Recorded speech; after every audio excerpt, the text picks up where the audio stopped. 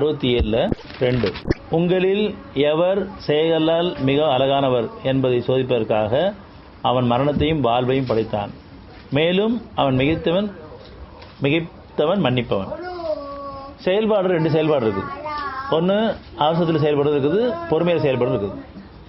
பொறுமையில் அல்லாவுடைய ஞானங்களுக்கு கூட செயல்படுற செயல்பாடு.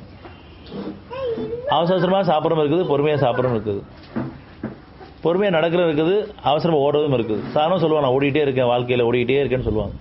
ஓடுறதுக்காக கால் கொடுக்கப்படல, நடக்கிறதுக்காக. அந்த நடையிலையும் அவசரம் வேண்டாம், பொறுமை வேணும். அதனால் எல்லா வகையிலையும் பொறுமையோடு செயல்பட்டுன்னு சொன்னால் அது அழகான செயலாக இருக்குது.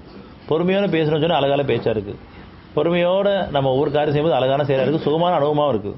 ஆனால் அவசரத்தில், வேகத்தில், உணர்ச்சியில் செயல்படும் போதெல்லாம் அது சோர்வையும் கலப்பையும் ஏற்படுத்துது. பொறுமையில் செயல்படும்போது சுகத்துக்கு மேலே சோத்து கொடுக்குது.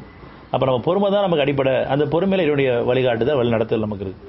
உங்களில் எவர் செயலால் மிக அழகானவர் என்பதை சோதிப்பதற்காக நல்ல செயல் வேணும்னு சொன்னால் பொறுமை தான். பொறுமையில் தெளிவான விளக்கங்கள், அதனுடைய ஞானங்கள், அதோட வழிகாட்டுதல், வழி நடத்துதல் எல்லாமே சுகமாக இருக்கும். சோர்வோ களைப்பு அதில் இருக்காது. சாப்பிட்றதே ஒரு பெரும் போராட்டமாக இருக்குது. சார் அவசரமாக சாப்பிடணும் காரணமாக நமக்கு தான் சாப்பிட்றோம், அவசரமாக சாப்பிட்றோம், வேர்த்து போயிடுது. அதுக்கு நம்ம தத்துவத்தில் என்ன சொல்லுவோம்னு சொன்னால் உண்ட மயக்கம் தொண்டனுக்கு உண்டுன்னு சொல்லுவோம். சத்தியம் என்ன சொல்லுதுன்னு சொன்னால் சோறு களைப்பு தீங்கிறதுக்கு தான் உணவு. ஆனால் சோறு களைப்பு வருதுன்னு சொன்னால் நம்ம அவசரமாக சாப்பிட்ருக்கோம், இருவுடைய நேர் இல்லாமல் சாப்பிட்ருக்கோம். இப்படி ஒவ்வொரு காரியமும் அவசரத்தில் செய்யும்போது, உணர்ச்சியில் செய்யும்போது சோர்வும் களைப்பும் தான். அமைதியிலையும் பொறுமையிலையும் செய்யும்போது சுகத்துக்கு மேலே சுகம்.